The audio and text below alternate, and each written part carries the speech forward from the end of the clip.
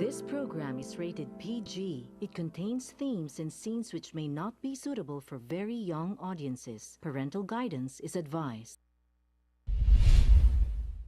Be advised that the views and opinions of the hosts and guests do not reflect those of the station.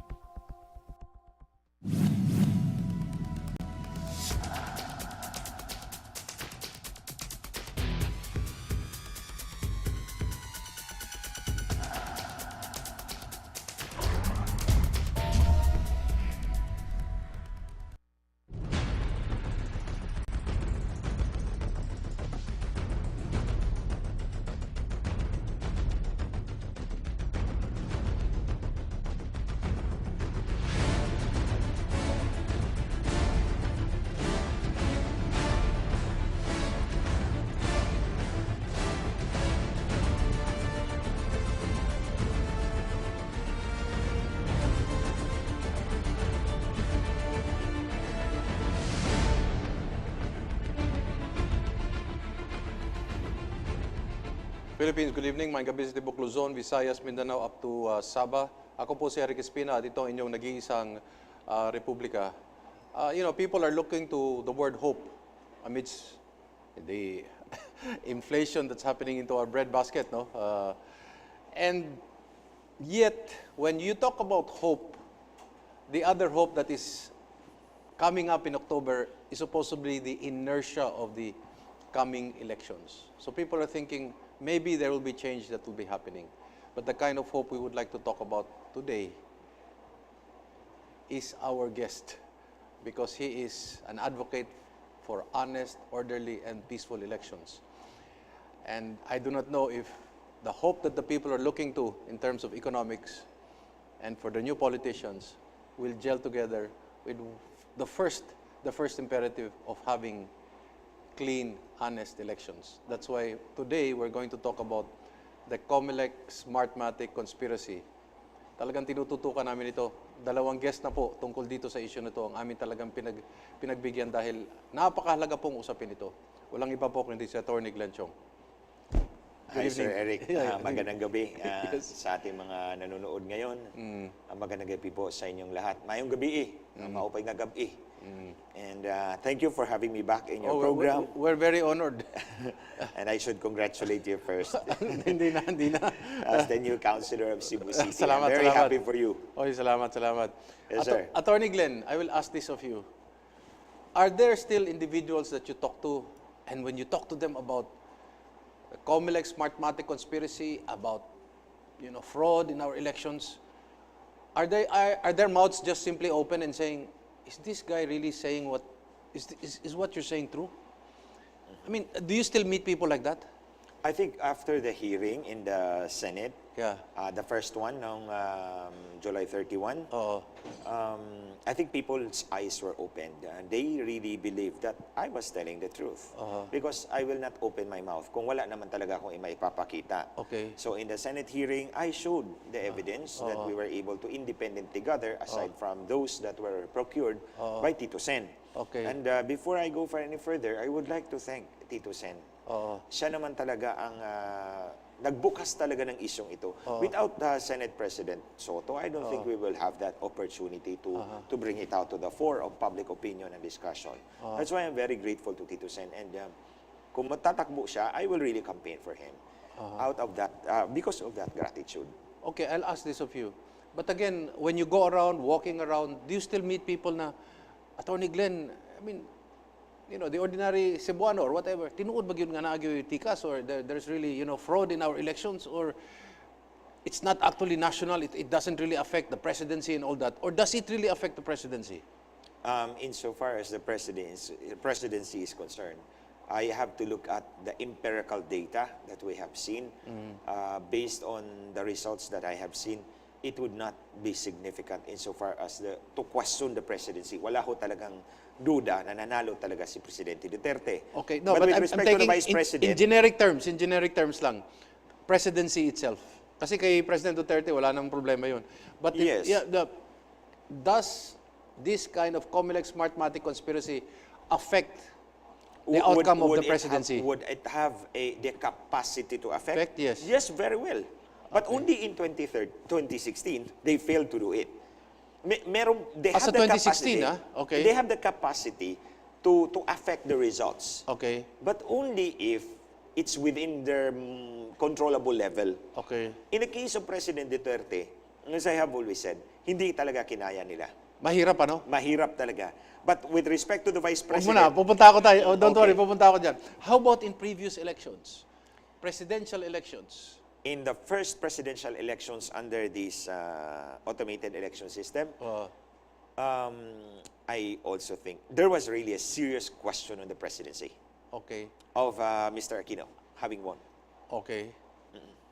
So there is really, you're saying it could have been possible that Erap Estrada was actually elected? You look at the evidence that was available.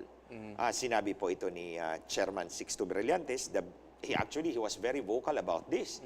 Sinabi niya, walang source code review in 2010. Okay. Walang source code review in 2010. So, how can we be reasonably assured paano tayo makakapagtiwala sa isang automated election system na hindi natin nakikita kung paano binilang ang boto? And then, the instructions that were followed by the machines were never even subject to source code review. Okay. That is a very basic requirement of the automated election law na ang software, ang app, na gumagana, alam natin kung ano yung app. That's in your cell phone. and your cell phone. It's basically the same ang automated election system. The app that runs the whole system is basically the same app as you have in your cell phone. Okay. So, bago yan gagamitin, dapat it should be open to source code review. Yes. So, para makita natin doon kung meron bang malicious instructions, meron bang instruction para mandaya. The problem is, in 2010, hindi talaga pinareview yan. Okay. So that is already a big question mark on the results of the elections. Questionable na talaga yung resulta ng election because in the first place, wala pong source code review, hindi pinakita. Paano natin malalaman na malinis yung instruction sa makina, malinis yung app na pinapatakbo mo? Kung hindi mo na nireview yan, nobody was able to look at it. Sino ba tumingin dyan? Yung Amerikano lang that they got, SLI. So, kaya nga sinabi ng batas, i-open mo yan for review by the public, the representatives of political parties. Okay, yes. Because they are the primary stakeholders. Aside from the fact na wala hong source code review, at inamin po talaga ito ni Sixto Brillantes Okay. on radio in the Senate hearing itself. Pangalawa, yung digital signature. Okay. Wala din naman talagang digital signature kasi under the resolution, nung unang resolution, meron ho yung digital signature.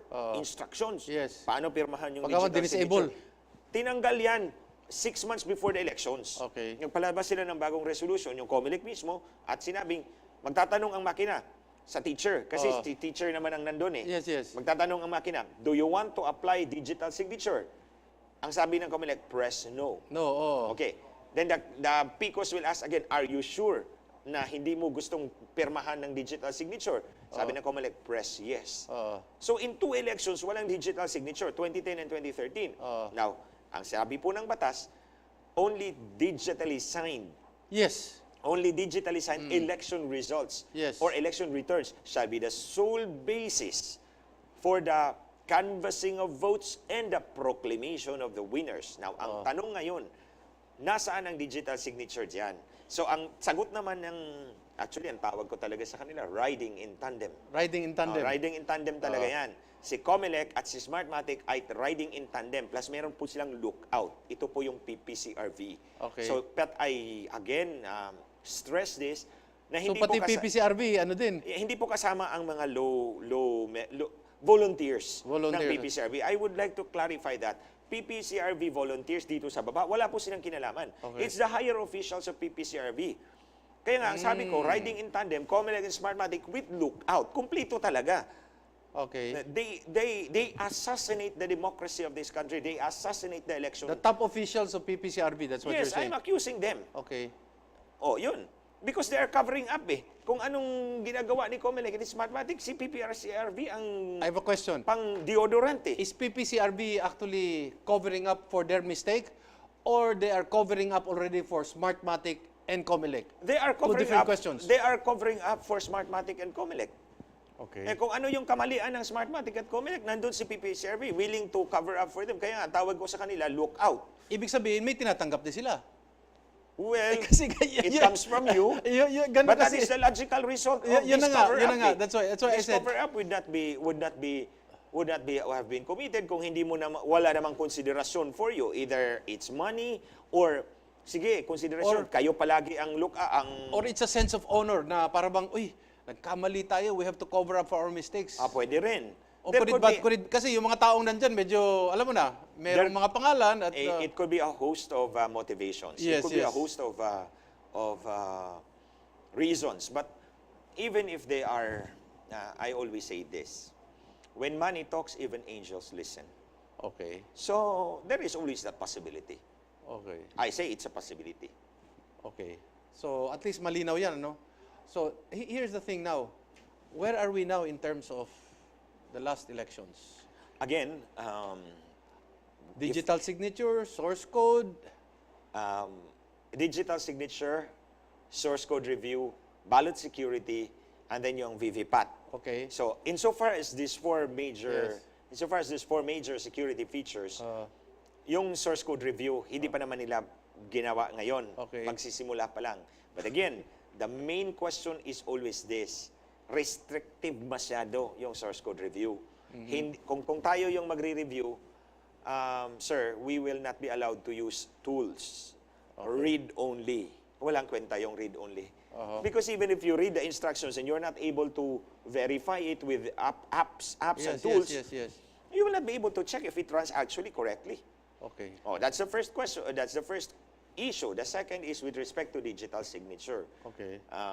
I cannot say if this is widespread across the country, but based on audit logs from Camarines Sur, that's Camarines Sur po ang sinasabi ko. Oh, 3 dapat ang digital signature ng teachers. okay. Kasi merong 3 member yan eh. Yung chairman. The chairman, Oo. the poll clerk, clerk, yes. and the member. Yes. So 3 po yan. Yes. Then there's supposed to be 3 digital signatures. Oo. But looking at the audit logs from Camarines Sur, at least Camarines Sur, because we have no idea with respect to others kasi hindi naman natin nakita yon. Yes. In Camarines Sur, we're able to see those documents. So, iisa lang po ang pumirma. Okay. So, again, that's a violation. Iisa lang ang pumirma, 3 ang dapat. Nasa instructions yan ng Comelec. 3. Pag pirma mo, 1 of 3, 2 of 3. 0 of 3, 1 of 3, 2 of 3. Yon. 3 dapat yan. Pero iisa lang ang makikita mo sa audit log na pumirma. That's another big question on Smartmatic and Comelec. Okay. So, with respect to ballot Ballot security. sinabi ko na po na yung balota po, di ba may security barcode yan, may UV mark yan sa Yes, UV gitna. mark, oo. That's on the upper center. Okay. Center ng balota, upper part. By the way, nabanggit mo yung UV light. Di ba dati, dinisable din nila yung dati? 2010, dinisable din nila yan. Tinanggal din nila yan. Oh, yes. Oo, tinanggal yan. Pero according to Sixto Brilliant, binalik daw sa 2013. Okay na. Sige, bigyan natin ng benefit of the doubt. Okay. Although I seriously doubt. Oo. Wala namang proof of na-implement talaga. Yes, oo. Okay. But what I know is that the ballots, you can actually pass a fake ballot can actually pass through the machine. Kahit ipasirox mo lang yung balota ng Comelec, lagyan mo ng UV mark, yung exactly where it is. It's always at the center, upper right, upper part, center. Lagyan mo ng watermark, bumili ka lang dyan sa Cubao, idaan mo sa makina, tatanggapin yun. Okay, we're going to pause for a few reminders. We'll get back to this very interesting point.